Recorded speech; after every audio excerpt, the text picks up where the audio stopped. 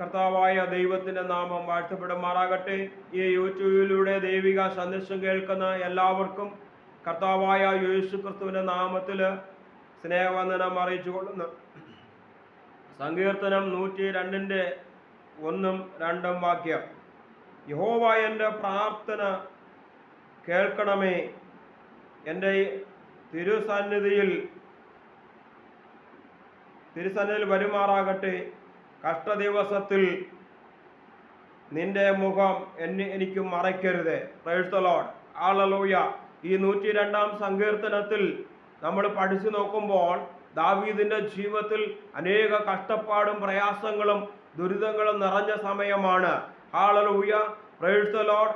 തൻ്റെ മകനെ ഹല്ലേലൂയ പേടിച്ചുകൊണ്ട്, അബ്സലോമിനെ പേടിച്ചുകൊണ്ട് ഓടുന്ന അവസ്ഥകൾ, അങ്ങനെ സകലവിധം വന്ന കഷ്ടതകളിലൂടെ മുമ്പോട്ട് പോയപ്പോൾ യഹോവയായ ദൈവത്തോട് പറയുകയാണ്, യഹോവയായ ദൈവമേ, എൻ്റെ പ്രാർത്ഥന കേൾക്കുമാറാകണമേ, എൻ്റെ കഷ്ടതയിൽ നിന്ന് എനിക്കൊരു വിടുതൽ തരണമേ, എന്നെ സഹായിക്കുവാൻ ആരുമില്ല, എന്നാൽ എൻ്റെ യഹോവയായ ദൈവം മാത്രമാണ് എന്ന് എൻ്റെ ദൈവം മാത്രമാണ് എന്ന് യഹോവയായ ദൈവത്തോട് ദാവീദ് പറയുകയാണ്. സ്വന്തക്കാരോ ആരുമില്ല, സ്വന്തം ഭാര്യമാരെയും ആ ആശ്വാസത്തിന് ചെല്ലുമ്പോൾ ആളിൽ തള്ളിക്കളയുന്ന അവസ്ഥകളുണ്ട്.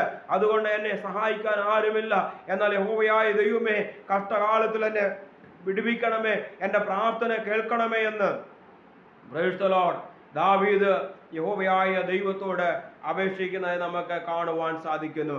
അതുപോലെ നമ്മുടെ ജീവിതത്തിനകത്ത് ഹല്ലേലൂയ ദൈവ പൈതല് പലവിധമായ അനുഭവങ്ങൾ കൂടെ നമ്മുടെ ജീവിതത്തിൽ കടന്നു വന്നിരിക്കുക.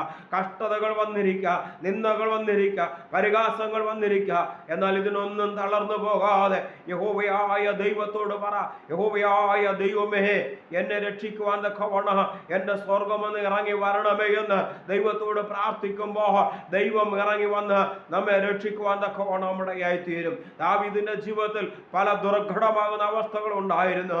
എന്നാൽ യഹോവയായ ദൈവം ദാവീദിന്റെ പ്രാർത്ഥന കേട്ട് യഹോവയായ ദൈവം ദാവീദിനെ വിടുവിക്കുവാൻ തക്കവണ്ണം നമ്മുടെ ആയിത്തീർന്നു. അതുകൊണ്ട് ദിനങ്ങളിൽ യഹോവയായ ദൈവം നമ്മളെ വിടുവിക്കുന്ന ദൈവമാണ്. Price the lord, hallelujah. 139 സങ്കീർത്തനം 9 വാക്യത്തിൽ പറഞ്ഞു, യഹോവേ, എൻ്റെ പ്രാർത്ഥന കേട്ട് എൻ്റെ അപേക്ഷ ചെവിക്കൊള്ളണമേ. എൻ്റെ കണ്ണുനീർ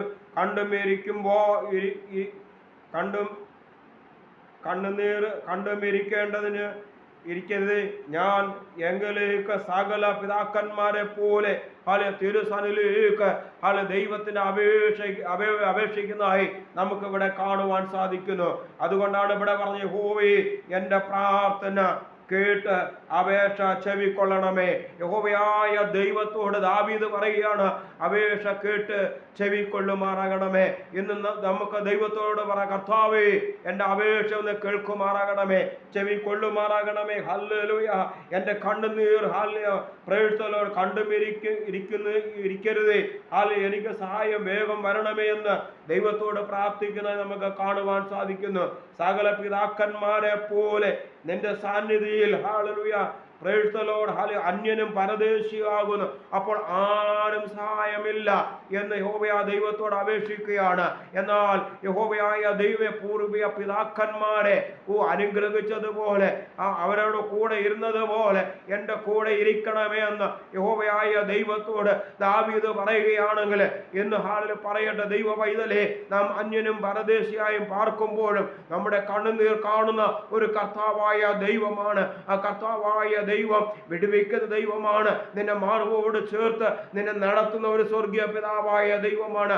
ആ കർത്താവായ ദൈവത്തെ ഈ ദിനങ്ങളിൽ ഒന്ന് മുറുകെ പിടിച്ചാൽ ദാവീദിനെ രക്ഷിച്ച കർത്താവ് നിന്നെയും രക്ഷിക്കുവാൻ എൻ്റെ ഈ കർത്താവായ യഹോവയായ ദൈവം ഇറങ്ങി വരുമെന്ന് ദാവീദിനോട് പറഞ്ഞുവെങ്കിൽ, നിന്റെ നിലവിളിയുടെ മുമ്പിൽ മടങ്ങി വരുവാൻ തക്കവണ്ണം, ഇറങ്ങി വരുവാൻ തക്കവണ്ണം സ്വർഗം വിശ്വസ്തനായ ദൈവമാണ്. Price the Lord. ആ വിശ്വസ്തത നാം എപ്പോഴും കാക്കുമ്പോൾ കർത്താവായ ദൈവം നമ്മളെ അനുഗ്രഹിക്കാൻ തക്കവണ്ണം നമ്മുടെ ആയിത്തീരും. അതുകൊണ്ട് ഈ ദിനങ്ങളിൽ ദൈവസന്നിധിയിലേക്ക് ഏൽപ്പിച്ചു കൊടുക്കുക. അവിടെ കർത്താവ് നമ്മളെ അനുഗ്രഹിക്കും. ഇവിടെ ഹല്ലേലൂയ, പ്രൈസ് ദി ലോർഡ്. 54-ാം സങ്കീർത്തനം അതിന്റെ 2-ാം വാക്യത്തിൽ പറഞ്ഞ, ദൈവമേ എൻ്റെ പ്രാർത്ഥന കേൾക്കണമേ, എൻ്റെ വായിലെ വാക്കുകളെ ശ്രദ്ധിക്കണമേ. യഹോവയായ ദൈവത്തോട് അപേക്ഷിക്കുകയാണ്. പലതും വന്നു, എന്നാൽ യഹോവയായ ദൈവമേ, പ്രൈസ് ദി ലോർഡ്, എൻ്റെ പ്രാർത്ഥന കേൾക്കണമേ, എൻ്റെ വാക്കുകളെ ശ്രദ്ധിക്കണമേ.